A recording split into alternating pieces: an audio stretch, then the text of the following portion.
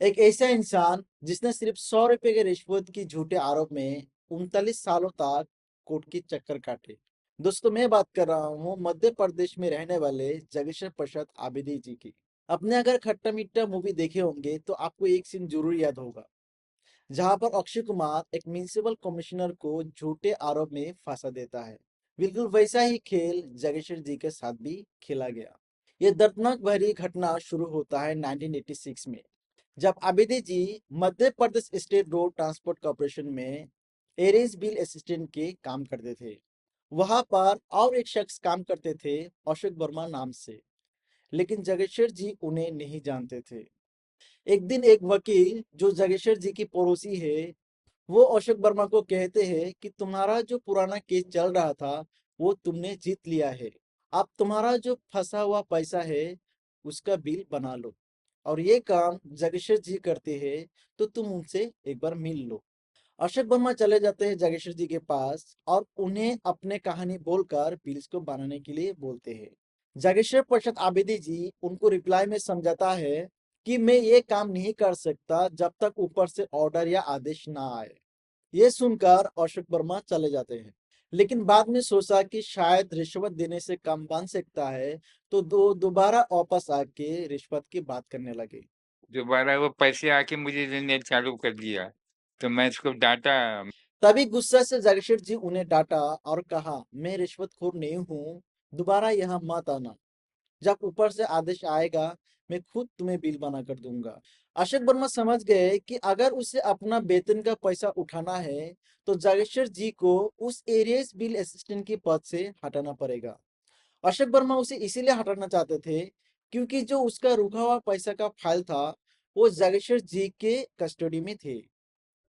इसीलिए अशोक वर्मा को पता था कि जब तक जगेश्वर जी उस पद पर है तब तक उसका पैसा नहीं मिल सकता। इसीलिए उसने एक साजिश रची जगेश्वर जी के खिलाफ, और उन्हें अंजाम दिया गया 24 अक्टूबर 1986 को। 24 अक्टूबर 1986 वो सुबह जगेश्वर प्रसाद आबिदी जी को अंदाजा भी नहीं था कि उनका ईमानदारी ही आज उनकी गले के फांस बनने वाले हैं। जगेश्वर जी अपने घर से निकल के मुश्किल से 30 से 40 कदम ही चले थे ऑफिस जाने के लिए कि अचानक अशोक वर्मा उनके सामने आके खड़ा हुए। उसने फिर से वही पुराने बातें करने लगे कि साहब मेरे बिल बना कर दीजिए। जगेश्वर जी ने उससे कहा कि मैंने तुम्हें पहले ही समझाया था कि ये काम मैं नहीं कर सकता, तुम फिर से आ गए। लेकिन अशोक वर्मा एक सोची समझी प्लानिंग के साथ आया था, तो उसने तुरंत पचास पचास के 2 नोट जागेश्वर जी की पॉकेट में डाल दिया। जागेश्वर जी कुछ करते उससे पहले ही चारों तरफ से विजिलेंस की टीम उन पर टूट पड़े, बिल्कुल खट्टा मीठा मूवी की अंदाज में, और उन्हें मौके पर ही दर्द बसा गया। जागेश्वर जी उन्हें कहते रहे कि मैंने पैसा नहीं लिया, उन्होंने मेरे पॉकेट में डाल दिया। लेकिन विजिलेंस वाले ने उनका एक ना सुना और उन्हें गिरफ्तार कर लिया। जब तलाशी लिया गया तो उनका पॉकेट से 100 रुपया बरामद हुआ, जो अशोक वर्मा ने डाला था।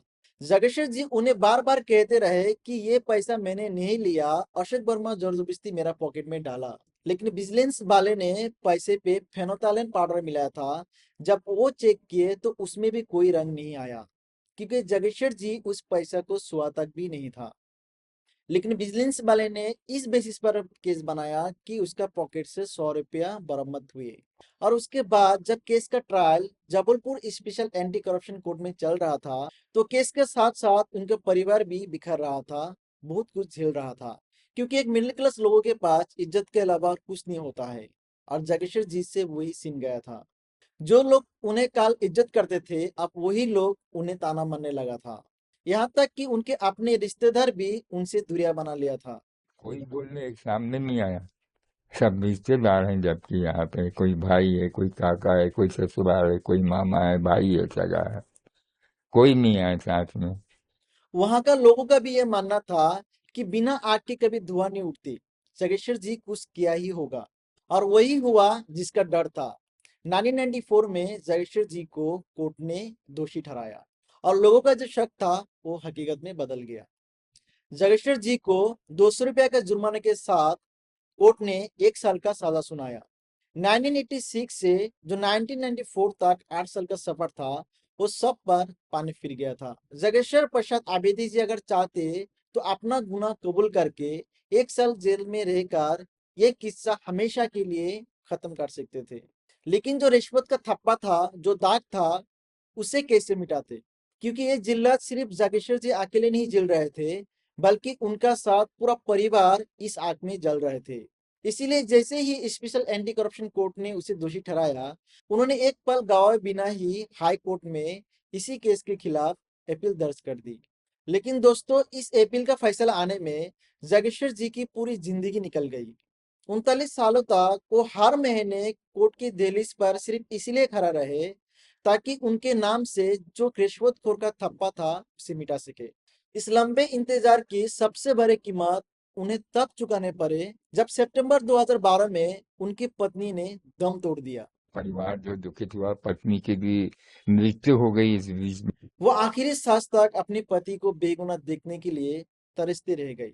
आखिरकार मई 2024 में हाई कोर्ट ने माना कि जागेश्वर जी निर्दोष है और पैसा उनके पॉकेट में जबरदस्ती थोप गए थे। कोर्ट ने उनका 200 रुपया का जुर्माना और 39 सालों का सारी सैलरी सम्मान के साथ लौटाने के लिए आदेश दे दिया।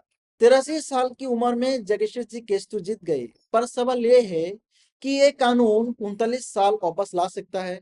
इंसाफ तो मिला, पर शायद बहुत देर से। आपकी राय क्या है? कमेंट करिए। मिलते हैं अगले वीडियो में।